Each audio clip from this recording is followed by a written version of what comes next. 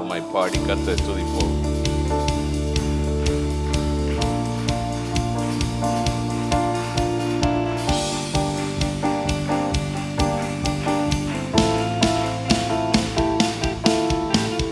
மேகஸ்தம்பம் மேலிருந்து பாதுகாக்குது, பாதை காட்ட பகல் எல்லாம் கூட செல்லுது.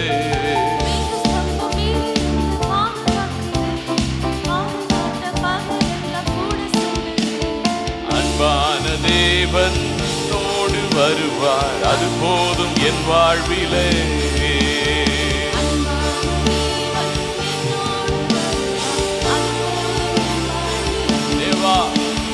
தேவா நான் எதினால் விசேஷித்தவன்,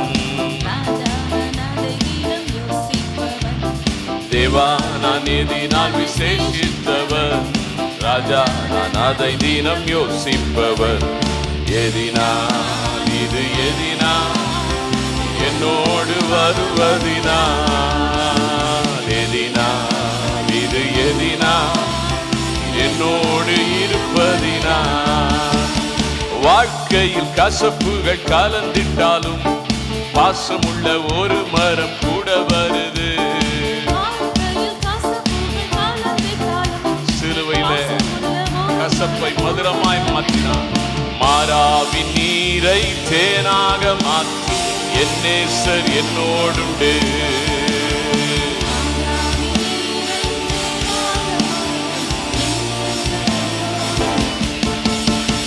தேவா நான் எதினால் விசேஷித்தவன், ராஜா நான் அதை தினம் யோசிப்பவன்.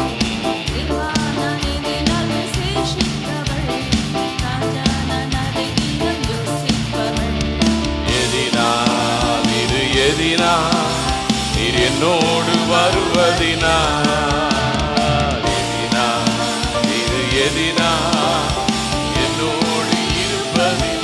எதினால் எதினால் இது எதினால் என்னோடு வருவதினால், எதினால் இது எதினால் என்னோடு இருப்பதினால். எல் எலோஹே எல் எலோஹே எல் எலோஹே உம்மை துதிப்பேன். எல் எலோஹே எல் எலோஹே உம்மை நம்பி வந்தேன் நான் வெட்கப்படல, உம் தயை என்னை கைவிடல.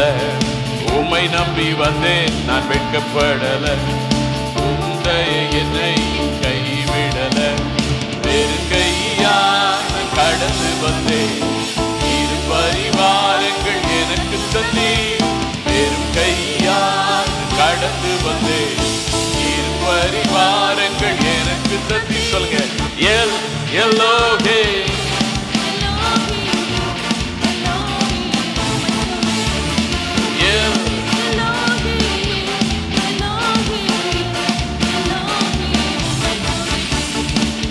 ஆமென். Praise the Lord. கர்த்தருடைய நாமம் மகிமைப்படுவதாக. கேர்சல் செய்தியை நாம் தியானிக்க இருக்கிறோம். ஆண்டவராகிய இயேசு கிறிஸ்து செய்த அற்புத அடையாளங்களை குறித்து நாம் தியானித்து வருகிறோம். கடந்த வாரங்களில் நாம் அநேக அற்புதங்களை நாம் தியானித்து வந்திருக்கிறோம். இந்த நாளில் கூட லேகியோன் என்கின்ற பிசாசு பிடித்திருந்த மனிதனை இயேசு விடுவித்ததை குறித்து நாம் பார்க்க துவங்கி இருக்கிறோம். இந்த நாள்லையும் அதை தொடர்ந்து நாம் பார்க்க இருக்கிறோம். இந்த சம்பவத்தின் மூலமாக அநேக சத்தியங்களை தேவன் நமக்கு போதித்து வருகிறார். இந்த நாளில் அப்படியாக அசுத்த ஆவி பிடித்தவர்களுடைய நிலைமையை குறித்தும் அவர்களை எப்படி தேவன் விடுவிக்கிறார் என்பதை குறித்தும் இந்த நேரத்தில் நாம் தியானிக்க இருக்கிறோம். முதலாவது மார்க்கு 5ஆம் அதிகாரம் 3ஆம் வசனத்தை நாம் வாசிக்க கேட்போம். அவனுடைய குடியிருப்பு கல்லறைகளிலே இருந்தது, அவனை சங்கிலிகளினாலும் கட்ட ஒருவனாலும் கூடாதிருந்தது.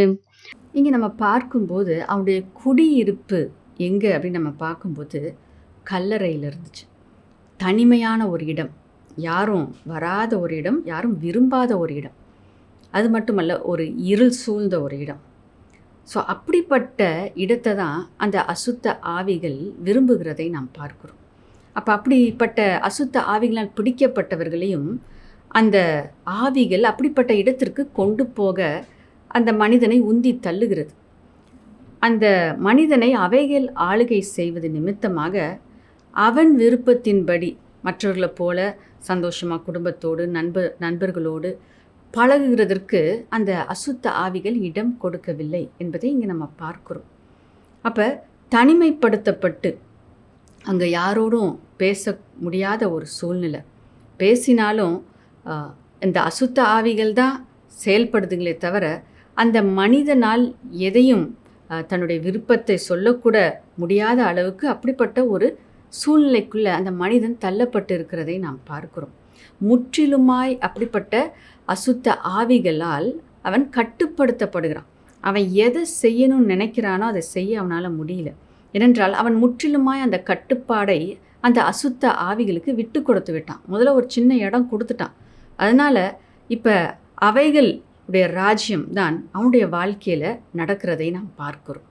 அப்போ அவனை தனிமைப்படுத்தி இருளுக்குள்ளே கொண்டு போய் இருளுக்குரிய காரியங்களை செய்ய வைக்கிறதை நாம் பார்க்கிறோம். அப்போ இருளுக்குரிய காரியங்கள் என்ன? இருளில் தான் நம்ம பார்க்குறோம். தப்பு செய்கிறவங்கெல்லாம் இருளில் தான் செய்கிறாங்க, மறைந்து செய்கிறாங்க இல்லைங்களா? அப்போ இருளில் இருக்கும்போது ஆண்டவருக்கு பிரியமில்லாத காரியங்கள் நடக்கிறதை நாம் பார்க்குறோம். திருடர்கள் இரவில் தான் திருடுறாங்க, ஏன்னா யாருக்கும் தெரியக்கூடாது. அப்போ நன்மையான காரியத்தை யாரும் ஒளிஞ்சி மறைஞ்சி இருட்டில் செய்ய மாட்டாங்க.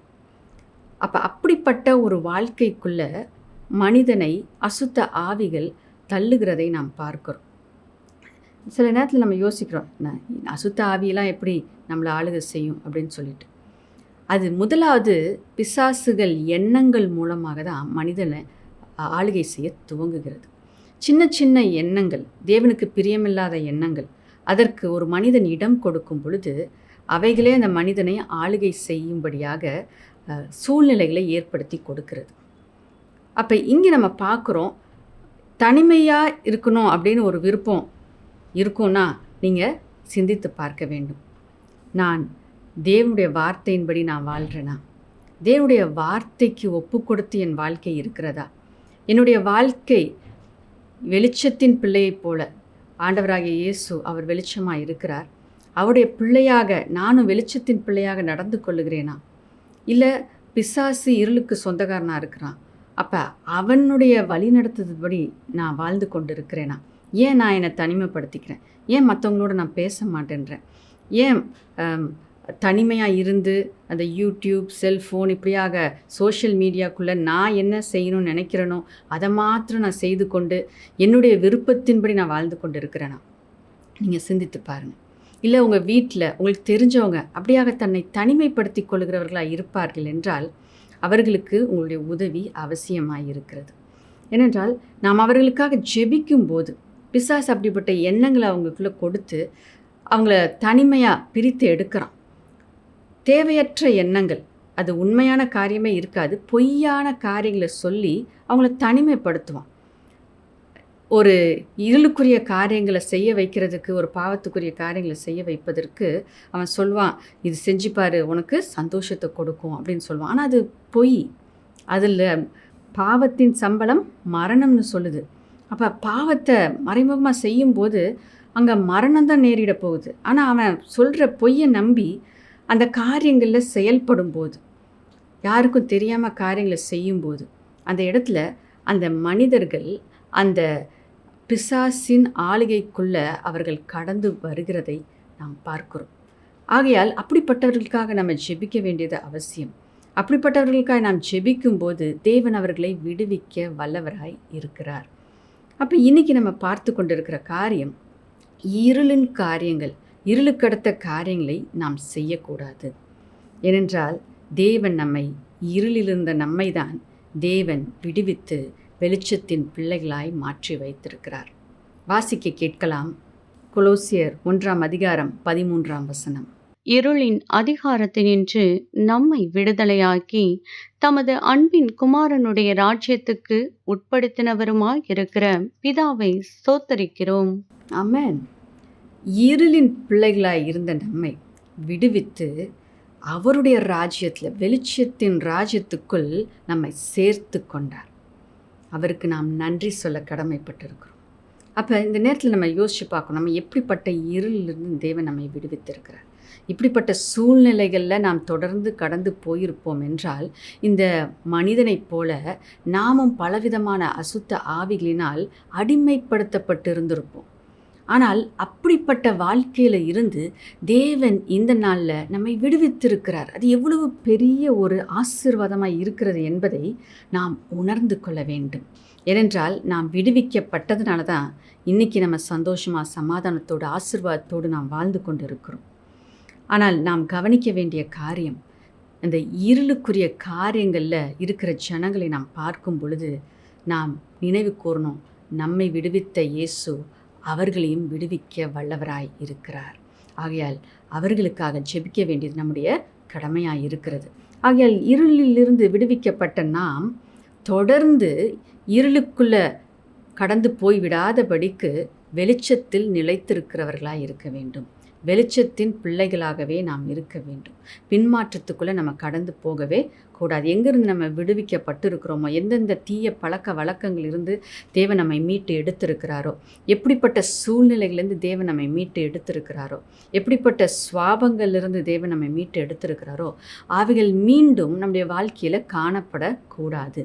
ஸோ இருளுக்குரிய காரியங்கள் என்னென்ற என்று சொல்லி வேதத்திலேருந்து சில காரியங்களை இந்த நேரத்தில் நம்ம வாசிக்க கேட்போம். எபேசியர் 5ஆம் அதிகாரம் 3 முதல் 8 வசனம் மற்றும் 11ஆம் வசனம் 14ஆம் வசனத்தையும் நாம் வாசிக்க கேட்கலாம்.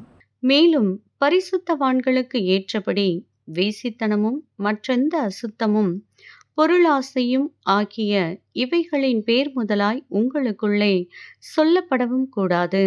அப்படியே வம்பும் புத்தியீனமான பேச்சும் பரியாசமும் தகாதவைகள், ஸ்தோத்திரம் செய்தலே தகும். விபச்சாரக்காரனாவது, அசுத்தனாவது, விக்கிரகாராதனைக்காரனாகிய பொருளாசைக்காரனாவது தேவனுடைய ராஜ்யமாகிய கிறிஸ்துவின் ராஜ்யத்திலே சுதந்திரம் அடைவதில்லை என்று அறிந்திருக்கிறீர்களே. இப்படிப்பட்டவைகளின் நிமித்தமாக கீழ்ப்படியாமையின் பிள்ளைகள் மேல் தெய்வ கோபாக்கினை வருவதால் ஒருவனும் உங்களை வீண் வார்த்தைகளினாலே மோசம் போக்காதபடிக்கு எச்சரிக்கையாயிருங்கள். அவர்களுக்கு பங்காளிகளாகாதிருங்கள். முற்காலத்தில் நீங்கள் அந்தகாரமாயிருந்தீர்கள், இப்பொழுதோ கர்த்தருக்குள் வெளிச்சமாயிருக்கிறீர்கள். வெளிச்சத்தின் பிள்ளைகளாய் நடந்து கொள்ளுங்கள். கனியற்ற அந்தகார கிரியைகளுக்கு உடன்படாமல் அவைகளை கடிந்து கொள்ளுங்கள். ஆதலால் தூங்குகிற நீ விழித்து மரித்தோரை விட்டு எழுந்திரு. அப்பொழுது கிறிஸ்து உன்னை பிரகாசிப்பிப்பார் என்று சொல்லியிருக்கிறார். இங்கே நம்ம ஒரு பட்டியலை பார்த்தோம். நம்ம என்னெல்லாம் செய்யக்கூடாது, எப்படிப்பட்ட வாழ்க்கையிலேருந்து இயேசு நம்மை மீட்டு எடுத்திருக்கிறாருன்னு சொல்லி நம்ம பார்த்தோம். சண்டை, புத்தியீனமான பேச்சு, அங்கே முரட்டாட்டங்கள், பாவமான காரியங்கள். ஸோ இப்படிப்பட்ட காரியங்களில் இருந்து நாம் வெளியே வந்திருக்கிறோம். அப்போ மீண்டும் இப்படிப்பட்ட காரியங்கள் நம்முடைய வாழ்க்கையில் காணப்படக்கூடாது. இப்படிப்பட்ட காரியங்களை பிசாசு கொண்டு வந்து நம்முடைய வாழ்க்கையில் நாம் செய்யும்படியாக அவன் காரியங்களை, சூழ்நிலைகளை நமக்கு ஏற்படுத்தி கொடுப்பான். ஆனால் நாம் ஜாக்கிரதையாக இருக்க வேண்டும். நாம் அந்தகாரமாக இருந்தோம், இருளின் பிள்ளைகளாக இருந்தோம், இருளாகவே இருந்தோம். ஆனால் தேவன் நம்மை மீட்டு எடுத்திருக்கிறபடியினால் மீண்டும் அந்த இருளுக்குரிய காரியங்களை நம்முடைய வாழ்க்கைக்கு நாம் இடம் கொடுக்கக்கூடாது. நம்முடைய வாழ்க்கையில் இடம் கொடுக்கக்கூடாது. அப்படிப்பட்ட சோதனைகளை பிசாசு நம்முடைய வாழ்க்கையில் கொண்டு வரும்போது நாம் அதற்கு மேற்கொள்ளத்தக்கதாக பரிசுத்த ஆவியானுடைய வல்லமையை தேவனிடத்தில் கேட்டு பெற்றுக்கொள்ள வேண்டும். நாம் அப்படியாக ஜாக்கிரதையாக இருக்கும் பொழுது பிசாசு நம்முடைய வாழ்க்கையில் மீண்டும் அவனுடைய ஆளுகையை கொண்டு வர முடியாது. அவனுடைய ஆளுகைக்குள்ளே நம்ம கடந்து போகும்போது நம்ம ஆசீர்வாதத்தை இழந்து போகிறோம். ஆனால் நாம் தேவனுடைய ராஜ்யத்துக்குள்ளே இருக்கிற நாம் அந்த சோதனையை நாம் ஜெயிக்கும்போது, மீண்டுமாய் அந்த இருளுக்குரிய காரியங்களுக்குள்ளே நம்ம கடந்து போகாத பொழுது நம்முடைய ஆசீர்வாதத்தை நாம் தக்க வைத்து கொள்கிறவர்களாய் நாம் இருக்கிறோம். ஆகையால் நாம் இப்படிப்பட்ட காரியங்களை நம்மை விட்டு விலக்கும் பொழுது, அவைகளை நம்முடைய வாழ்க்கையில் அனுமதி கொடுக்காமல் நம்முடைய பரிசுத்தத்தை நாம் காத்து கொள்ளும் பொழுது தேவன் நம்மை பிரகாசிப்பிக்கிறவராய் இருக்கிறார். அந்த கிறிஸ்து நமக்குள்ளே இருப்பதை அவர் வெளிப்படுத்துகிறவராய் இருக்கிறார். அவர் வெளிச்சமாய் இருப்பதனால, அவர் நமக்குள் வாசம் பண்ணுவதின் நிமித்தமாக நாமும் வெளிச்சமாய் மாறுகிறோம். ஏனென்றால் நாம் அப்படிப்பட்ட இருளுடைய காரியங்களுக்கு நம்முடைய வாழ்க்கையில் அனுமதி கொடுக்காத பட்சத்தில் நாம் பிரகாசிக்கிறவர்களாக, மற்றவர்களுக்கு முன்பாக ஒரு சாட்சியாக, மற்றவர்கள் பார்க்கும் பொழுது தேவனுடைய நாமம் மகிமைப்படும்படியாக அப்படிப்பட்ட சிறந்த வாழ்க்கையை வாழ கர்த்தர் நம்மை அழைத்திருக்கிறார். ஆகையால் இப்படிப்பட்ட காரியத்தில் நம்ம நிலைத்து நிற்கணும் அப்படின்னா, நிலைத்து நில் அப்படின்னு மட்டும் ஆண்டவர் சொல்லலை, நிலைத்து நிற்கிறதற்கு தேவையானவைகளையும் தேவன் நமக்கு கொடுத்திருக்கிறார், கற்றுக் கொடுக்கிறார். நம்ம வாசிக்க கேட்போம். 1 தெசலோனிக்கேயர் 5ஆம் அதிகாரம் 4 முதல் 8 வசனங்களை நம்ம வாசிக்க கேட்போம். சகோதரரே, அந்த நாள் திருடனைப் போல உங்களை பிடித்து கொள்ளத்தக்கதாக நீங்கள் அந்தகாரத்தில் இருக்கிறவர்கள் அல்லவே. நீங்கள் எல்லாரும் வெளிச்சத்தின் பிள்ளைகளும் பகலின் பிள்ளைகளுமாயிருக்கிறீர்கள். நாம் இரவுக்கும் இருளுக்கும் உள்ளானவர்கள் அல்லவே. ஆகையால் மற்றவர்கள் தூங்குகிறது போல நாம் தூங்காமல் விழித்துக்கொண்டு தெளிந்தவர்களாயிருக்க கடவோம். தூங்குகிறவர்கள் ராத்திரியிலே தூங்குவார்கள், வெறி கொள்ளுகிறவர்கள் ராத்திரியிலே வெறி கொள்ளுவார்கள். பகலுக்குரியவர்களாகிய நாமோ தெளிந்தவர்களாயிருந்து விசுவாசம், அன்பு என்னும் மார்க்கவசத்தையும் இரட்சிப்பின் நம்பிக்கை என்னும் தலைச்சீராவையும் தரித்து கொண்டிருக்க கடவோம். இந்த பகுதியில் வாசிக்கும் போது நாம் பகலின் பிள்ளைகளாய் இருக்கிறோம் என்று சொல்லி நாம் பார்க்கிறோம். பகலுக்குரிய காரியங்களை நாம் செய்கிறவர்களாய் இருக்கிறோம். நாம் விழித்திருக்க வேண்டும், தெளிந்த புத்தி உள்ளவர்களாய் இருக்க வேண்டும், ஜாக்கிரதையாய். நாம் வெளிச்சத்தில் இருக்கிற பிள்ளைகளைப் போல நாம் ஜாக்கிரதையாக, நாம் எல்லாவற்றையும் நமக்கு பட்ட பகலில் நமக்கு ஒரு காரியத்தை, வேலையை செய்கிறது அது சுலபமான காரியம். ஆனால் கண்ணை மூடிட்டு இல்லை இருட்டில் நம்ம ஒரு காரியத்தை நம்ம செய்யணும் அப்படின்னா அது கடினமான ஒரு காரியமாக இருக்குது. ஆகையால் தேவனுடைய அந்த ஒளியில் நாம் இருக்கும்போது, தேவ பிரசன்னத்தில் நம்ம இருக்கும்போது தேவன் நம்மை செம்மையான பாதையில் நடத்துகிறார். அங்கே நாம் இடறி விழுவதற்கு வாய்ப்பு இல்லை. அப்போ அப்படிப்பட்ட வாழ்க்கையை நாம் வாழ்வதற்கு தேவன் நமக்கு இங்கே கொடுத்துருக்கிற காரியங்கள், நம்மை நாம் பாதுகாத்து கொள்வதற்கு தேவன் நமக்கு கொடுத்துருக்கிற காரியங்கள், அங்கே நம்ம பார்க்கும்போது விசுவாசமும் அன்பும் அது அவசியமாய் இருக்கிறது. ரட்சிப்பை குறித்த நம்பிக்கை அது அவசியமாய் இருக்கிறது. அப்போ நம்ம விசுவாசத்தில் நிலைத்து இருக்கும் பொழுது, ஆண்டவரை கூட இருக்கிறார், நான் இப்படிப்பட்ட காரியங்களுக்கு இடம் கொடுக்க மாட்டேன் அப்படின்னு நீங்கள் உறுதியாக நிற்கும் போது நீங்கள் சோதனைக்குள்ளே நீங்கள் சிக்கிக்கொள்ள மாட்டீங்க. இயேசுவை நீங்கள் நேசிக்கும் பொழுது, அவருக்காக இந்த காரியத்தை, இந்த உலகத்தின் காரியங்களை நான் விட்டு விடுறேன் அப்படின்னு சொல்லிட்டு விட்டு விடுவதற்கு அந்த அன்பு போதுமானதாக இருக்கிறது. ரட்சிப்பின் நம்பிக்கை. அப்போ இந்த நான் ரட்சிக்கப்பட்டிருக்கிறேன், நான் விடுவிக்கப்பட்டிருக்கிறேன், நான் வெளிச்சத்தின் பிள்ளை என்கிற நிச்சயம் உங்களுக்குள்ளே இருக்கும்போது இருளுக்குரிய காரியங்களை நீங்கள் செய்ய மாட்டீங்க. ஸோ இப்படிப்பட்ட இந்த சத்தியங்கள் நம்முடைய இருதயத்துக்குள்ளே ஆழமாய் இருக்கும்போது மீண்டுமாய் நாம் இருளுக்குள்ளே கடந்து போகாதபடிக்கு நாம் வெளிச்சத்தில் நிலை நிற்க இது நமக்கு உதவி செய்கிறதாய் இருக்கிறது. நம்முடைய தேவன் நம்மை விடுவிக்கிற தேவனாய் இருக்கிறார், நம்மை உருமாற்றுகிற தேவனாய் இருக்கிறார், நம்மை நிலை நிற்க செய்கிற தேவனாய் இருக்கிறார். ஆகையால் வெளிச்சத்தின் பிள்ளைகளாக நாம் வாழ்ந்து சாட்சியாக இன்னும் அநேகரை வெளிச்சத்துக்கு கொண்டு வருகிற கிருபையை தேவன் தாமே ஒவ்வொருவருக்கும் கொடுப்பாராக. இருளில் இருக்கிறவர்களை விடுவிக்கத்தக்கதான வல்லமையும் தேவன் தாமே உங்கள் ஒவ்வொருவருக்கும் கொடுப்பாராக. இரண்டாவதாக நாம் பார்க்கிற காரியம் மார்க்கு 5ஆம் அதிகாரம் 4ஆம் வசனத்தை நம்ம வாசிக்க கேட்போம். அவன் அநேகந்தரம் விலங்குகளினாலும் சங்கிலிகளினாலும் கட்டப்பட்டிருந்தும் சங்கிலிகளை முறித்து விலங்குகளை தகர்த்து போடுவான். அவனை அடக்க ஒருவனாலும் கூடாதிருந்தது. இங்கே நம்ம பார்க்குற காரியம், அந்த அசுத்தாவி பிடித்திருந்த அந்த மனிதன் உடைய ஆற்றல் எப்படி இருந்ததுன்னா, சங்கிலிகளால் கட்டின பொழுதும் அந்த சங்கிலிகளை நொறுக்கி அதிலிருந்து அவனை விடுவித்து கொள்ளுகிற ஆற்றல் அந்த மனிதனுக்குள்ளே வெளிப்பட்டது. அது மனித ஆற்றல் அல்ல, அவனுக்குள்ளே இருந்த அந்த அசுத்த ஆவியின் ஆற்றலாய் இருக்கிறது. அப்போ நம்ம பார்க்கும்போது மனிதன் பலத்தினால் அந்த அசுத்த ஆவிகளை கட்டுப்படுத்த முடியாது. வசனம் தெளிவாக சொல்லுது, ஒருவனாலும் அவனை கட்டுப்படுத்த முடியவில்லை. ஆனால் ஆண்டவராகிய இயேசு அங்கே வந்து நின்றப்ப அவைகளால் ஒன்றும் செய்ய முடியவில்லை. ஏனென்றால் நாம் பார்க்கிறோம், ஒருவேளை அசுத்த ஆவியின் ஆற்றல் மனிதனின் ஆற்றலை பார்க்கிலும் பெரிதாக இருக்கலாம்.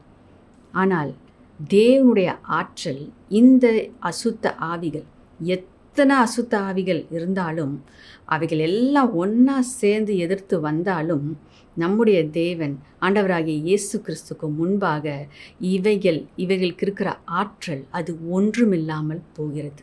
இந்த சம்பவத்தில் அதை தான் நம்ம பார்க்குறோம். ஒரு வார்த்தை சொன்ன பொழுது அவைகள் அந்த மனிதனை விட்டு விலகி ஓடி போனது. தேவன் இந்த நாளில் விடுதலை செய்ய வல்லவராய் இருக்கிறார். எப்படிப்பட்ட பயங்கரமான பிடியில் நீங்கள் இருந்தாலும் நம்முடைய தேவன் அவர் விடுவிக்கிற தேவனாய் இருக்கிறார். அவருடைய ஆற்றல் மிக மிக மிக பெரியதாய் இருக்கிறது. அவர் வல்லமை உள்ள தேவனாய் இருக்கிறார். அவருடைய ஆற்றலுக்கு முன்பாக, அவருடைய வார்த்தையின் வல்லமைக்கு முன்பாக அசுத்த ஆவிகள் நிற்க முடியாது. இன்னைக்கு தேவன் உங்களை விடுவிக்கிறார். எப்படிப்பட்ட புடியில் இருந்தாலும், அசுத்தாவின் கிரியைகள்னால நீங்கள் பாதிக்கப்பட்டு இருந்தாலும், பலவீனத்தில் இருந்தாலும், அசுத்தாவிகள் மூலமாக உண்டான வியாதிகள் உங்கள் சரீரத்தில் இருந்து நீங்கள் வேதனை அனுபவித்து கொண்டு இருந்தாலும், இப்பொழுது அவருடைய வல்லமை, இயேசு கிறிஸ்துவின் வல்லமை நீங்கள் இருக்கிற இடத்துக்குள்ளே பாய்ந்து வருகிறது. தேவன் உங்களை விடுவிக்கிறார். தேவன் உங்களை தொடுகிறார். இந்த நேரத்தில் நாம் பார்க்குறோம், அந்த மனிதனை விடுவித்த அதே இயேசு உங்களை இந்த நேரத்தில் விடுவிக்கிறவராய் இருக்கிறார். விடுதலையை விசுவாசத்தோடு பெற்றுக்கொள்ளுங்க. அவருடைய ஆற்றல் இந்த அசுத்த ஆவியின் ஆற்றல்களை பார்க்கிலும் அது மேலான ஆற்றலாய் இருக்கிறது. அவர் விடுவிக்கிற தேவனாய் இருக்கிறார். ஆகையால் இப்படிப்பட்ட அலக்களிப்பினால், இப்படிப்பட்ட வேதனையினால் நீங்கள் இருப்பீர்கள் என்றால் இயேசுவே என்று சொல்லி அவருடைய நாமத்தை அறிக்கை செய்யுங்க. அவருடைய நாமம் எல்லா நாமங்களுக்கும் மேலான நாமமாய் இருக்கிறது. எல்லா முழங்கால்களும் முடங்கத்தக்கதான நாமம் இயேசுவின் நாமம். இப்பொழுது விசுவாசத்தோடு இயேசு என்கின்ற நாமத்தை அறிக்கை செய்யுங்க. நீங்கள் விடுதலையை பெற்றுக்கொள்வீங்க. அவருடைய நாமத்தில் இருக்கிற வல்லமை உங்கள் வாழ்க்கைக்குள்ளே கடந்து வருகிறது, நிச்சயமாய் இருக்கிறது. கொலோசியர் 2ஆம் அதிகாரம் 14-15 வசனங்களை நம்ம வாசிக்க கேட்போம். எப்படி தேவன் சத்ருவின் கையிலிருந்து, பிசாசின் கையிலிருந்து தேவன் அதிகாரத்தை உரிந்து கொண்டார், எடுத்துக்கொண்டார் என்று சொல்லி வாசிக்க கேட்போம். நமக்கு எதிரிடையாகவும் கட்டளைகளால் நமக்கு விரோதமாகவும் இருந்த கையெழுத்தை குலைத்து அதை நடுவில் இராதபடி எடுத்து சிலுவையின் மேல் ஆணி அடித்து துரைத்தனங்களையும் அதிகாரங்களையும் உரிந்து கொண்டு வெளியரங்கமான கோலமாக்கி அவைகளின் மேல் சிலுவையிலே வெற்றி சிறந்தார். ஆமென், அல்லேலூயா. அவர் சிலுவையில் துரைத்தனங்கள் மீதும் அதிகாரங்கள் மீதும் அவர் வெற்றி சிறந்தார். பிசாசு வைத்திருந்த அந்த அதிகாரம் அதை இயேசு பிடுங்கி கொண்டார். மனிதன்கிட்ட இருந்து பிடுங்கிக்கிட்ட அந்த பிசாசின் அதிகாரத்தை இயேசு கிறிஸ்து சிலுவை மரணத்தின் மூலமாக அவன் தலையை நசுக்கி வெளியரங்கமான கோலமாக்கி அவனுடைய அதிகாரத்தை அவர் எடுத்துக்கொண்டார். இன்னைக்கு பிசாசு கையில் அதிகாரம் இல்லை, அவன் வல்லமை உள்ளவனும் கிடையாது. ஆனால் தேவன் வல்லமை உள்ளவராய் இருக்கிறார். அந்த வல்லமையை நமக்கும் கொடுத்திருக்கிறார். இந்த சத்தியத்தை தான் நாம் புரிந்து கொள்ள வேண்டும். இயேசு வல்லமை உள்ளவர், அவர் விடுவிக்கிறவர் என்பதை எல்லாரும் நம்ம நம்புகிறோம், அதை ஏற்றுக்கொள்ளுகிறோம். ஆனால் அதே வல்லமையை இயேசு அவருடைய பிள்ளைகளுக்கு கொடுத்திருக்கிறார் என்கின்ற வெளிப்பாடு, அந்த நிச்சயம் உங்களுக்குள்ளே வரும் பொழுது அந்த வல்லமை உங்கள் மூலமாக செயல்படும். அந்த நம்பிக்கையை நாம் பெற்றுக்கொள்ள வேண்டும். எபேசியர் 1:19-23 வசனங்களை நம்ம வாசிக்க கேட்போம். தாம் கிறிஸ்துவை மரித்தோரிலிருந்து எழுப்பி அவரிடத்தில் நடப்பித்த தமது பலத்த சத்துவத்தின் வல்லமைப்படியே விசுவாசிக்கிறவர்களாகிய நம்மிடத்திலே காண்பிக்கும் தம்முடைய வல்லமையின் மகா மேன்மையான மகத்துவம் இன்னதென்றும் நீங்கள் அறியும்படிக்கு அவர் உங்களுக்கு பிரகாசமுள்ள மனக்கண்களை கொடுக்க வேண்டுமென்றும் வேண்டிக் கொள்ளுகிறேன். எல்லா துரைத்தனத்துக்கும் அதிகாரத்துக்கும் வல்லமைக்கும் கர்த்தத்துவத்துக்கும் இம்மையில் மாத்திரமல்ல மறுமையிலும் பேர் பெற்றிருக்கும் எல்லா நாமத்துக்கும் மேலாய் அவர் உயர்ந்திருக்கத்தக்கதாக அவரை உன்னதங்களில் தம்முடைய வலது பாரிசத்தில் உட்காரும்படி செய்து எல்லாவற்றையும் அவருடைய பாதங்களுக்கு கீழ்ப்படுத்தி எல்லாவற்றையும் எல்லாவற்றாலும் நிரப்புகிறவருடைய நிறைவாகிய சரீரமான சபைக்கு அவரை எல்லாவற்றிற்கும் மேலான தலையாக தந்தருளினார். எல்லா துரைத்தனத்திற்கும் அதிகாரத்திற்கும் வல்லமைக்கும் மேலாக தேவனுடைய அதிகாரம் இருக்கிறத, தேவனுடைய வல்லமை இருக்கிறத நாம் உணர்ந்து கொள்ள இந்த நாள் நம்மோடு இடைப்பட்டு கொண்டிருக்கிறார். எப்படி அப்படின்னு பார்க்கும்போது, அவர் உன்னதங்களில் பிதாவின் வலது பாரிசத்தில் அமர்ந்திருக்கிறார், நம்மை அவரோடு கூட அமர செய்திருக்கிறார் என்று சொல்லி நம்ம வசனத்தில் நம்ம பார்க்குறோம். இந்த இடத்துல நம்ம பார்க்குற காரியம், அவர் தலையாய் இருக்கிறார், நாம் சரீரமாய் இருக்கிறோம். அப்படின்னா தலையோடு சரீரம் இணைக்கப்பட்டு இருக்கும் பொழுது நாம் அவர் இருக்கிற இடத்துல நம்ம இருக்கிறோம். தலை இருக்கிற இடத்துல சரீரம் இருக்குது. தலை சொல்கிறது தான் சரீரத்தில் இருக்கிற அவயவங்கள் செய்கிறது. அப்போ தேவனுடைய வார்த்தையின்படி நம்ம செய்யும்போது அவருடைய அவயவங்களாய் நாம் இருக்கிறோம். அப்பொழுது நாம் எங்கே இருக்கிறோம்? அவர் எங்கே இருக்கிறாரோ அந்த உன்னத ஸ்தானத்தில் தான் நாமும் இருக்கிறோம். அதை நாம் புரிந்து கொள்ள வேண்டும். அப்போ அவர் உன்னதங்களில் இருக்கிறார் என்றால் அவரோடு இணைக்கப்பட்ட நாமும் அவரோடு கூட உன்னதங்களில் தான் அமர்ந்து கொண்டு இருக்கிறோம். அப்போ இங்கே நம்ம வசனத்தில் பார்க்குறோம், அவருடைய கால்களுக்கு கீழே இவைகள் எல்லாம் இருக்கிறது. இந்த உலகத்தின் அதிகாரங்கள், சத்ருவின் கிரியைகள், இவையெல்லாம் எங்கே இருக்கா? ஆண்டவராகிய இயேசு கிறிஸ்துவின் கால்கள் கீழே இருக்கிறது. அப்போ கால் என்பது அது சரீரத்தின் அவயவங்களில் ஒன்று. அப்போ அது யாரை குறிக்கிறது? உங்களை குறிக்கிறது, என்னை குறிக்கிறது. அப்போ இந்த காலுக்கு கீழே தான் எல்லாம் இருக்குது அப்படின்னா உங்களுக்கு கீழே தான் இவைகள் இருக்கிறது. இவைகளை மேற்கொள்ளத்தக்கதான வல்லமை உங்களுக்குள் இருக்கிறது. இதை நீங்கள் புரிந்து கொள்ள வேண்டும். இந்த சத்தியத்தை நீங்கள் புரிந்து கொள்வீங்கன்னா பிசாசின் கிரியைகளை குறித்து நீங்கள் பயப்பட மாட்டீங்க, கலங்க மாட்டீங்க, கவலைப்பட மாட்டீங்க. எனக்குள் யார் இருக்கிறார்? எனக்குள் கிறிஸ்து இருக்கிறார். அவரோடு கூட உன்னதங்களில் நானும் இருக்கிறேன். அவருடைய வல்லமை என் மூலமாக செயல்பட முடியும். ஏனென்றால் நான் அவருடைய சரீரத்தின் ஒரு அவயவமாய் இருக்கிறேன். அப்போ என் மூலமாக தேவனுடைய வல்லமை வெளிப்பட முடியும். இந்த சத்துருக்களுடைய கிரியை, பிசாசினுடைய ஆதிக்கங்கள் என்னை தொட முடியாது, என் குடும்பத்தை தொட முடியாது, என் பிள்ளைகளை தொட முடியாது, என் எல்லைக்குள்ளே வர முடியாது என்கிற நிச்சயம் உங்களுக்குள்ளே இருக்கும் என்றால், அந்த விசுவாசம் உங்களுக்குள்ளே இருக்கும் என்றால், அந்த வார்த்தையை நீங்கள் விசுவாசிக்க உங்களால் முடியும் என்றால் பிசாசின் கிரியை உங்களை தொட முடியாது. இன்றைக்கி இந்த வார்த்தையை விசுவாசிங்க, இந்த வார்த்தையை நம்புங்க. உங்களுக்குள்ள கிறிஸ்து இருப்பதை நீங்கள் உணர்ந்து கொள்ளுங்கள். அவருடைய வல்லமை உங்கள் மூலமாக செயல்படும் என்பதை நீங்கள் புரிந்து கொண்டு அதை செயல்படுத்துங்க. உங்கள் வாழ்க்கையில் இருக்கிற எல்லா அசுத்தாவின் கிரியைகளும் போராட்டங்களும் இன்றைக்கே உங்கள் வாழ்க்கையிலிருந்து அதிலிருந்து ஒரு முற்றுப்புள்ளியை நீங்கள் பெற்றுக்கொள்வீங்க. அதிலிருந்து ஒரு விடுதலை நீங்கள் பெற்றுக்கொள்வீங்க. இன்றைக்கு விடுதலையின் நாளாய் இருக்கிறது. அந்த விடுதலையை சுதந்திரித்துக் கொள்வீர்களாக. மூன்றாவதாக நாம் பார்க்கிற காரியம் மார்க்கு 5:5 நாம் வாசிக்க கேட்கலாம். அவன் எப்பொழுதும் இரவும் பகலும் மலைகளிலும் கல்லறைகளிலும் இருந்து கூக்குரலிட்டு கல்லுகளினாலே தன்னை காயப்படுத்தி கொண்டிருந்தான். இங்கே நம்ம பார்க்கும்போது இரவும் பகலும் அவன் கூக்குரலிட்டு அந்த இடத்துல அவனை தன்னைத்தானே காயப்படுத்தி கொள்கிறவனாக இருந்தான்னு சொல்லி நம்ம பார்க்குறோம். அப்போ முதல் பகுதியை நம்ம தியானிக்க போகிறோம். இரவும் பகலும். இப்போ ஒரு மனுஷன் கூக்குரலிட்டு இருக்கணும் அப்படின்னா அவனுக்கு இளைப்பாறுதலே இல்லை. அப்போ அந்த இடத்துல அந்த அசுத்த ஆவிகள் அந்த மனிதனை உடைய சரீரத்தை கெடுக்கிறவைகளாய் இருக்கிறது. இப்போ இரவும் பகலும் தூங்காமல் இருந்தால் ஒரு மனுஷனால் எவ்வளோ நாள் உயிர் வாழ முடியும்? அப்போ அவனுடைய சரீரத்தில் பலன் குன்றி போகும் இல்லைங்களா? சிந்தனையில் தடுமாற்றங்கள் உண்டாகும். நம்ம இளைப்பாறலை, நமக்கு தேவையான ரெஸ்ட் இல்லை அப்படின்னா சரியாக நம்ம யோசிக்க முடியாது. நாம் சரியாக செயல்பட மாட்டோம். நம்ம செயல்படும் நினச்சாலும் நம்ம சரீரம் ஒத்துழைக்காது, பலவீனப்பட்டு போகும். அப்போ இப்படிப்பட்ட ஒரு சூழ்நிலைக்குள்ள இந்த அசுத்த ஆவிகள் மனிதர்களை தள்ளுகிறதை நாம் பார்க்கிறோம். பல விதத்தில் ஒரு மனுஷனை தூங்க விடாமல் இந்த அசுத்த ஆவிகள் கிரியை செய்கின்றன. பிசாசு எண்ணத்தின் மூலமாக கவலையை போட்டு, இல்லை பிரச்சனையை கொண்டு வந்து கொடுத்து, ஸோ ஏதோ ஒரு காரியத்தை கொண்டு வந்து தூக்கத்தை களைத்து போட பிசாசு நினைக்கிறான். ஆனால் ஆண்டவராகிய இயேசு அவர் நாம் இளைப்பாற வேண்டும் என்று அவர் விரும்புகிறார். இளைப்பாறுதலை கொடுக்கிற தேவன் நம்முடைய தேவன்.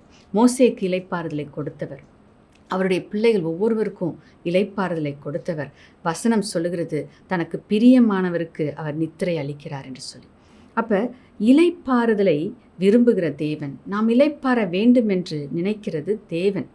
ஆனால் நாம் இளைப்பாறக்கூடாது என்று செயல்படுகிறவன் பிசாசானவனாக இருக்கிறான். அப்போ நீங்கள் உங்கள் தூக்கத்தை கெடுக்கக்கூடிய காரியங்கள் உங்கள் வாழ்க்கையில் இருக்கும் என்றால், இன்றைக்கி நீங்கள் ஞாபகம் வைத்துக்கொள்ள வேண்டிய காரியம், இது பிசாசினிடத்திலிருந்து வருகிற காரியம்.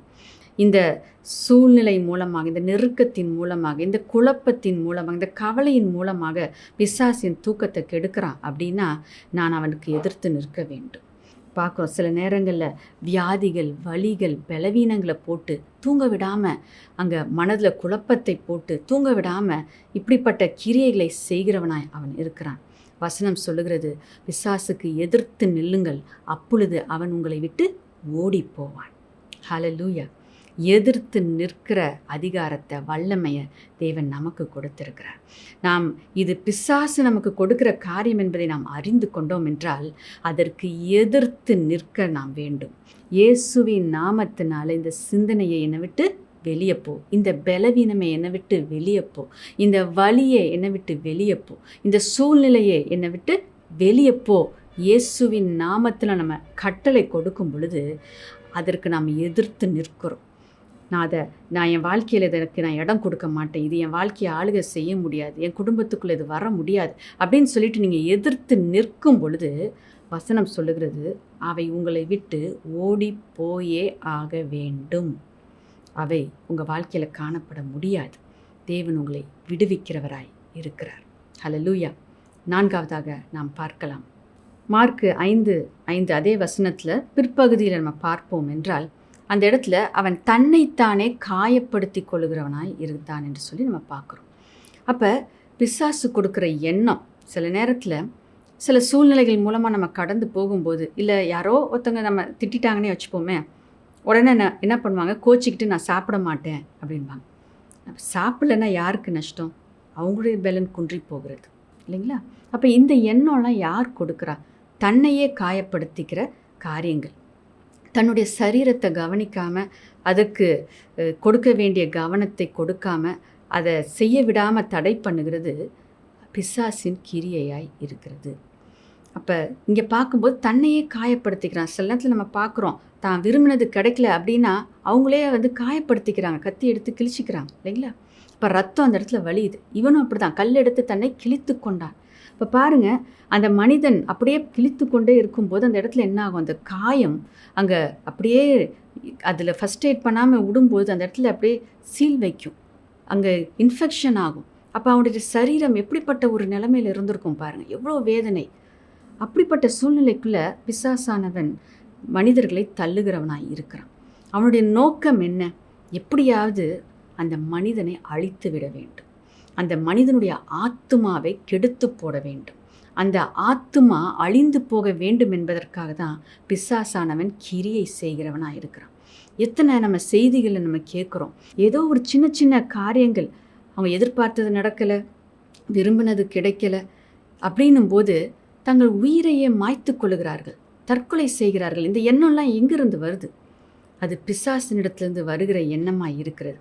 இல்லை நான் ஏன் உயிர் வாழணும், நான் யாருக்கும் பிரயோஜனம் இல்லை அப்படின்ற எண்ணம்லாம் உங்களுக்கு வந்துச்சுன்னா, அது எண்ணமாக இருக்கும்போதே, அது துவங்கும் போதே அதை நீங்கள் வேரோடு பிடுங்கி போட வேண்டும். இது பிசாசு கொடுக்குற எண்ணம் என்பதை நீங்கள் உணர்ந்து கொள்ள வேண்டும். அதை நீங்கள் என்கரேஜ் பண்ணக்கூடாது, அதை நீங்கள் வளர்க்கக்கூடாது, அதை குறித்து நீங்கள் யோசிக்கக்கூடாது. இயேசுவின் நாமத்தில் அந்த எண்ணமே என்னை விட்டு வெளியே போ.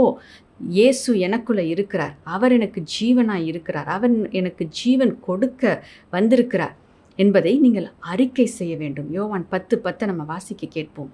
திருடன் திருடவும் கொல்லவும் அழிக்கவும் வருகிறானே அன்றி வேறொன்றுக்கும் வரான். நானோ அவைகளுக்கு ஜீவன் உண்டாயிருக்கவும் அது பரிபூரணப்படவும் வந்தேன். திருடன் திருடவும் கொல்லவும் அழிக்கவும் வந்தான்னு சொல்லிட்டு பார்க்குறோம். அப்போ அவனுடைய காரியம் என்ன?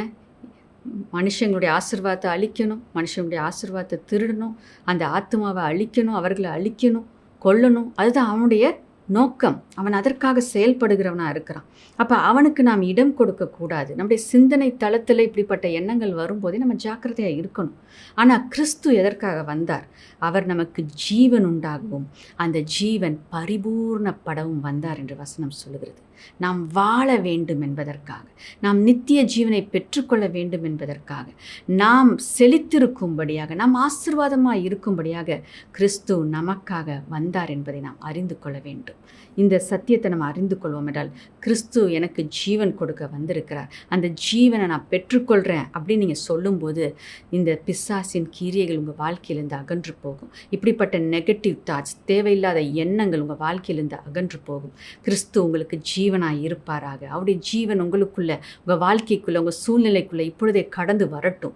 விசுவாசிக்கிற உங்கள் வாழ்க்கைக்குள்ளே இப்பொழுது கிறிஸ்துவின் ஜீவன் கடந்து வருகிறது. அதை நீங்கள் பெற்றுக்கொள்ளுங்க. ஆனால் பிசாசுக்கு இடம் கொடுக்கும்போது என்ன நடந்துச்சு? யூதாஸ் காரியோத்துடைய வாழ்க்கையில் நம்ம பார்க்கிறோம். அவன் தான் ஜீவனை இழந்து போனான், தன்னுடைய ஆத்மாவை அவன் இழந்து போனான். ஆண்டவரை காட்டி கொடுத்தான். ஆனால் அவன் மனம் திரும்பி இருந்தானா ஆண்டவராகிய இயேசு நிச்சயமாய் அவனை ஏற்றுக்கொண்டு இருப்பார். ஏன்னா பேதுரு தவறின பொழுது, மனம் திரும்பின பொழுது இயேசு ஏற்றுக்கொண்டாரே. அப்போ இந்த யூதாஸ் காரியோத்துக்கிட்ட கிரியை செய்தது என்ன? அசுத்த ஆவிகள். அந்த எண்ணங்களை பிசாசு போட்டான். இனி உனக்கு ஒன்றுமே இல்லை, இனி நீ இதுலேருந்து மீண்டு வர முடியாது, நீ இப்படி செஞ்சிட்ட அப்படின்னு சொல்லி அந்த குற்ற மனசாட்சி அவனுக்குள்ளே போட்டு அவனை மாண்டு கொண்டு சாக வைத்தது. ஆகையால் இப்படிப்பட்ட எண்ணங்களுக்கு இடம் கொடாதபடிக்கு ஜாக்கிரதையாய் நீங்கள் இருக்கும்படியாக ஆவியானவர் இந்த நாளில் உங்களோடு பேசிக்கொண்டிருக்கிறார். தேவன் உங்களை மன்னித்து உங்களுக்கு புதிய ஜீவனை கொடுக்க வல்லவராக இருக்கிறார். ஒருவேளை என்னனாலும் நீங்கள் செஞ்சுருக்கலாம், ஆண்டவருக்கு விரோதமாக காரியங்களை செஞ்சுருக்கலாம், பாவத்துக்கு இடம் கொடுத்துருந்துருக்கலாம். ஆனால் எலும்புங்க, அதே இடத்துல இருக்காதீங்க. நீங்கள் எலும்பி கிறிஸ்துவின் ஜீவனுக்குள்ளே கடந்து வாங்க. அவர் உங்களை மன்னித்து ஏற்றுக்கொள்ளுகிற தேவனாக இருக்கிறார். லூக்கா 8:27 நாம் வாசிக்க கேட்போம். அவர் கரையில் இறங்கின போது நெடுநாளாய் பிசாசுகள் பிடித்தவனும் வஸ்திரம் தெரியாதவனும் வீட்டில் தங்காமல் பிரேத கல்லறைகளிலே தங்கினவனுமாயிருந்த அந்த பட்டணத்து மனுஷன் ஒருவன் அவருக்கு எதிராக வந்தான். இங்கு நம்ம பார்க்கிற காரியம், நெடுநாளா இந்த பிசாசு அவனை பிடித்து கொண்டிருந்தது என்று சொல்லி நாம் பார்க்கிறோம். அப்போ லேஸில் பிசாசு என்ன பண்ண மாட்டான்? மனிதர்களை விட்டுற மாட்டான். பிசாசின் பிடியில் இருக்கிறவங்கள அவனே கண்ட்ரோலில் வைத்து கொள்ளணும் அப்படின்னு நினைப்பான். பார்க்குறோம் வேதத்தில் இப்படிப்பட்ட சம்பவங்கள் நாம் பார்க்குறோம். 12 வருடமாக பெரும்பாடுள்ள ஸ்திரீயை குறித்து பார்க்குறோம். 18 வருஷமாக கூனியாக இருந்த அந்த ஸ்திரீயை குறித்து நம்ம வாசிக்கிறோம். அப்போ அவன் அப்படியாக கட்டி வைத்துக்கொள்ள விரும்புகிறவனாய் இருக்கிறான். அப்போ எளிதில் அவன் விடுதலையை கொடுக்க மாட்டான். ஆனால் நாம் இயேசுவை நம்பி அவரை பற்றி கொள்ளும்போது, அவர் எவ்வளோ வருஷம் நீங்கள் பாட அனுபவித்திருந்தாலும், எவ்வளோ வருஷக்கணக்காக அந்த பிசாசின் பிடியில் இருந்தாலும் ஆண்டவர் உங்களை விடுவிக்க வல்லவராய் இருக்கிறார். லூக்கா 13:16 நம்ம வாசிக்க கேட்போம். இதோ சாத்தான் 18 வருஷமாய் கட்டியிருந்த ஆபிரகாமின் குமாரத்தியாகிய இவளை ஓய்வு நாளில் இந்த கட்டிலிருந்து அவிழ்த்துவிட வேண்டியதில்லையா என்றார். இங்கே நம்ம பார்க்கும்போது 18 வருஷமாய் அந்த ஸ்திரீயை அந்த சாத்தான் கட்டி வைத்ததுனால தான் அந்த ஸ்திரீ கூனியாக இருந்தாள் என்று சொல்லி இந்த இடத்துல வசனத்தில் நம்ம பார்க்குறோம். அப்படிப்பட்ட அந்த கட்டிலிருந்து இயேசு அந்த நாளில் அந்த ஸ்திரீயை விடுவித்தார். இன்னைக்கு தேவன் நம்மை விடுவிக்கிறவராய் இருக்கிறார். இது விடுதலையின் நாளாய் இருக்கிறது. இது இயேசு நமக்காக ஆயத்தம் பண்ணின நாள். இந்த நாளில் நாம் அவரை களி கூர்ந்து துதிக்க போகிறோம். ஏன்னா அவர் நம்மை விடுவிக்கிறார். நீங்கள் விடுதலை பெற்றுக்கொண்டு இருக்கிறீங்க. தேவன் விடுதலையின் நாயகராய் இருக்கிறார். அவரை நம்ம நம்பும்போது அவர் நம்மை விடுவித்து நம்மை பாதுகாத்து வழி நடத்துகிற தேவனாக இருக்கிறார். அடுத்ததாக நாம் பார்க்கிற காரியம், 6வது காரியம், லூக்கா 8:27 அடுத்த பகுதியில் நம்ம பார்த்தோம்னா, அங்கே சொல்லப்பட்ட காரியம், அவன் ஆடை அணியாதவனாக இருந்தான். சரியா அவன் ஆடையை அணிந்து இல்லை. அப்போ ஆண்டவர் விடுதலை செஞ்சதுக்கப்புறம் நம்ம பார்த்தோன்னா, அவன் ஆடையை அணிந்து அவர் பாதத்தில் அமர்ந்திருந்தான் அப்படின்னு சொல்லிட்டு நம்ம பார்க்குறோம். அப்போ அந்த இடத்துல ஒரு மாற்றம் உண்டாகிறது. அப்போ அந்த மாற்றத்தை தேவன் கொடுக்கிறதை நாம் பார்க்கிறோம். அது மட்டுமல்ல, ஒரு தெளிந்த புத்தியையும் ஆண்டவர் அவனுக்கு கொடுக்கிறார். இப்போ புத்தி சரியில்லாததுனால தான் மனிதர்கள் என்ன செய்யணும் அப்படின்றத உணராமல் எதை செய்யக்கூடாதோ அதை செய்கிறார்கள். அப்போ பிசாசின் ஆளுகையில் இருக்கிற ஜனங்கள் அப்படியாக நாம் எதை செய்யணுமோ அதை செய்யாமல் மாறான காரியங்களை செய்கிறதை நாம் பார்க்கிறோம். அப்போ அப்படிப்பட்ட ஒரு சூழ்நிலை தான் இந்த மனிதனுக்கு இருந்ததை நம்ம பார்க்குறோம். அப்போ அவன் புத்தி தெளிந்ததுக்கப்புறம் அவனுடைய ஆடையை அவன் சரிப்படுத்தி கொண்டான். அப்போ இந்த இடத்துல பிசாசுடைய நோக்கம் என்ன? அந்த இடத்துல அந்த மனிதனுடைய மதிப்பை அவன் இழக்க செய்கிறதை நாம் பார்க்கிறோம். அப்போ அந்த ஒரு மனிதனை ஒருத்தங்க மதிக்கக்கூடாத படிக்கு அந்த மனிதன் நடந்து கொள்ள வைப்பது இந்த அசுத்தாவின் கிரியைகளாய் இருக்கிறது. அப்போ அதை நாம் அறிந்து கொள்வோம் என்றால் அப்படிப்பட்ட மனிதர்கள் மேல் நாம் மனம் இறங்கி அவர்களுக்காக ஜெபித்து அவர்களை விடுதலைக்குள்ளே நம்ம கொண்டு வர முடியும். ஒரு தெளிந்த புத்தியை தேவன் அவர்களுக்கு கொடுக்க நாம் ஜெபிக்க வேண்டும். நிச்சயமாக ஆண்டவர் அவர்களை விடுவிக்க வல்லவராய் இருக்கிறார். சுய நினைவு இல்லாதபடிக்கு அவங்க காரியங்களை செய்கிறவர்களாய் இருப்பார்கள் என்றால் தேவன் அப்படிப்பட்டவர்களையும் விடுவிக்க வல்லவராய் இருக்கிறார். இந்த நாளில் அப்படிப்பட்ட மனநிலையினால் இல்லை இப்படிப்பட்ட அசுத்த ஆவியின் பொடியினால் மனநிலை பாதிக்கப்பட்டவர்களாய் இருப்பார்கள் என்றால், தங்களுடைய சிந்தனை சீராய் சிந்திக்க முடியாத சூழ்நிலையில் இருப்பார்கள் என்றால் அவர்களை இயேசு விடுவிப்பார். அவர்களுக்காக நீங்கள் ஜெபம் பண்ணும்போது உங்கள் குடும்பத்தில் உங்களுக்கு தெரிஞ்சவங்க யாராவது அப்படி இருப்பாங்கன்னா இன்றைக்கி நீங்கள் அவங்களுக்காக ஜெபிங்க. தேவன் விடுவிக்கிற தேவனாய் இருக்கிறார். உங்கள் மூலமாக அந்த நபருக்கு ஒரு விடுதலை உண்டாகட்டும். கர்த்தர் அப்படிப்பட்ட கிரியையை செய்ய வல்லவராய் இருக்கிறார். 2 தீமோத்தேயு 1:7 நம்ம வாசிக்க கேட்போம். தேவன் நமக்கு பயமுள்ள ஆவியை கொடாமல் பலமும் அன்பும் தெளிந்த புத்தியுமுள்ள ஆவியையே கொடுத்திருக்கிறார். தேவன் நமக்கு அன்பும் வல்லமையும் தெளிந்த புத்தியும் உள்ள ஆவியையே கொடுத்திருக்கிறார். அப்போ பரிசுத்த ஆவியானவர் இருக்கிற இடத்துல தெளிந்த புத்தி நிச்சயமாய் உண்டு. பரிசுத்த ஆவியானவரால் நாம் நிரப்பப்படும் பொழுது தெளிவாய் நாம் தீர்மானங்களை எடுப்போம். ஆவியானவர் நம்மளை கைட் பண்ணுவார். எப்படி செய்யணும், எப்படி பேசணும், என்ன செய்யணும் அப்படின்ற ஞானத்தை ஆண்டவர் கொடுப்பார். கிளாரிட்டி ஆஃப் மைண்டு நமக்கு இருக்கும். எதை செய்யணுமோ அதை தான் நம்ம செய்வோம், எதை செய்யக்கூடாதோ அதை நம்ம செய்ய மாட்டோம். அதற்கு உதவி செய்கிறவர் பரிசுத்த ஆவியானவராய் இருக்கிறார். நம்முடைய வாழ்க்கையில் நம்ம செஞ்சுட்டு அப்புறம் பின்னாடி ஐயோ இப்படி செஞ்சிட்டோமேன்னு யோசிப்பதை பார்க்கிலும் ஆவில நிரம்பி அவருக்கு ஒப்பு கொடுத்து அவர் நடத்துகிற பாதையில் நம்ம நடந்து போகும்போது தெளிந்த புத்தி உள்ளவர்களாக, சிறப்பாய் செயல்படுகிறவர்களாக, செய்கிற ஒவ்வொரு காரியத்திலையும் வெற்றியை காண்கிறவர்களாக தேவன் நம்மை மாற்றுகிறவராய் இருக்கிறார். ஆகையால் பரிசுத்த ஆவியானுடைய உதவி நமக்கு அவசியமாய் இருக்கிறது. கடைசியாக நாம் பார்க்கிற காரியம், அந்த அசுத்த ஆவிகள் ஒரு மனிதனை அடிமைப்படுத்தி அவனை ஆக்கிரமிக்கிற ஒரு செயலை செய்கிறதாய் இருக்கிறது. நாம் பரிசுத்த ஆவியானவருக்கு நம்மை விட்டு கொடுக்கும்போது அவர் நம்மை ஆளுகை செய்கிறார், செம்மையான பாதையில் நடத்துகிறார். அதே போல் இந்த இடத்துல அசுத்த ஆவிகளுக்கு நம்ம இடம் கொடுக்கும்போது அவைகள் ஆளுகை செய்து நம்மை ஆக்கிரமித்து நடத்தும் பொழுது அது தீமையான காரியத்தை செய்யவும் அழிவுக்கும் நேராக நம்மை நடத்துகிறதை நாம் பார்க்கிறோம். அப்படிப்பட்ட அடிமைத்தனத்தில் இருக்கும்போது அது ஒரு மனிதனை மனமடிவாக்குகிறது, வேதனைப்படுத்துகிறது. அந்த மனிதன் மிகவும் வேதனைப்பட்டு அவன் காயப்பட்ட ஒரு சூழ்நிலையில் இருக்கிறதை நாம் பார்க்கிறோம். இப்போ இந்த அடிமைத்தனம், அந்த அடிமைத்தனத்திலேருந்து மீண்டு வர முடியாத ஒரு சூழ்நிலையில் இருக்கும்போது அது மிகவும் அந்த மனிதனை வேதனைப்படுத்துகிறதாய் இருக்கிறது. வாசிக்க கேட்போம். யாத்திராகமம் 6:9. இந்த பிரகாரமாக மோசே இஸ்ரவேல் புத்திரருக்கு சொன்னான். அவர்களோ மனமடிவினாலும் கொடுமையான வேலையினாலும் மோசேக்கு செவி கொடாமற் போனார்கள். இங்கே நம்ம பார்க்கும்போது அந்த அடிமைத்தனத்தில் அவங்க இருந்ததுனால அவங்க மனம் எப்படி இருந்துச்சு? மனம் மடிவாக இருந்துச்சு. ஒரு நல்ல செய்தியை கேட்டால் கூட அவங்களால சந்தோஷப்பட முடியல, அதை நம்ப முடியல. ஆண்டவர் ஒரு வாக்குத்தத்தத்தை கொடுக்குறார், நான் அவங்களை விடுவிக்க போகிறேன் அப்படின்னு சொல்லி அனுப்புகிறார். ஆனால் அதை அவங்க ஏற்றுக்கொள்கிற மனப்பக்குவம் அவங்களுக்குள்ளே இல்லை. அப்படிப்பட்ட ஒரு கொடூரமான ஒரு அடிமைத்தனத்தில் அவங்க இருந்ததுனால அவங்களுக்குள்ள விசுவாசிக்க முடியாத ஒரு சூழ்நிலைக்குள்ளே அவங்க இருக்கிறதை நாம் பார்க்குறோம். ஆகையால் அப்படிப்பட்ட அடிமைத்தனத்தில் இருக்கிற ஜனங்கள் விசுவாசிப்பதற்கு நாம் அவர்களை உற்சாகப்படுத்த வேண்டியது அவசியமாய் இருக்கிறது. தேவன் விடுவிப்பார், நிச்சயமாக நம்பிக்கை உண்டு. இந்த அடிமைத்தனத்திலேருந்து நீங்கள் மீண்டு வருவீங்க, இதிலேருந்து உங்களுக்கு ஒரு விடுதலை நிச்சயமாக உண்டு என்பதை நாம் வேத வசனத்திலிருந்து நாம் அறிந்து கொள்கிறோம். நாம் அறிந்து கொள்கிறதை மற்றவர்களுக்கும் நாம் கற்றுக் கொடுத்து அடிமைத்தனத்தில் இருக்கிற அப்படிப்பட்டவர்களையும் நாம் மீட்க வேண்டியது நம்முடைய பொறுப்பாக இருக்கிறது. இன்னொரு வசனத்தை நம்ம வாசிக்க கேட்கலாம். ரோமர் 8:15. அந்தபடி திரும்பவும் பயப்படுகிறதற்கு நீங்கள் அடிமைத்தனத்தின் ஆவியை பெறாமல் அப்பா பிதாவே என்று கூப்பிடப்படுகிற புத்திர சுவிகாரத்தின் ஆவியை பெற்றீர்கள். இங்கே நம்ம பார்க்குறோம், தேவன் நமக்கு அடிமைத்தனத்தின் ஆவியை கொடுக்கல, பயத்தின் ஆவியை கொடுக்கல. தேவன் நம்மை அதிலிருந்து விடுதலை செய்திருக்கிறார்.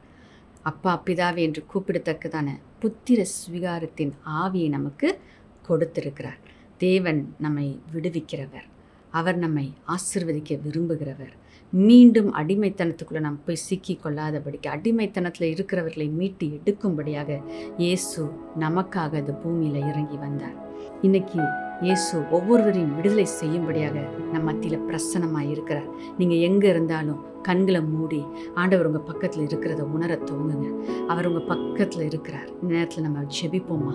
ஓரிபா காஷிக்கிலபே கரபகரபரபா, ஓரிகா ஷிக்கிலபே கரபகலபா. இயேசுவின் நாமத்தினால் உம்முடைய பிரசனம் கர்த்தாவே ஒவ்வொருவரையும் தொடுவதாக, விடுதலைக்காக காத்திருக்கிற ஒவ்வொருவரையும் நீர் இப்பொழுது தொடுவீராக. அப்பா, நீர் விடுதலையை கொடுப்பீராக.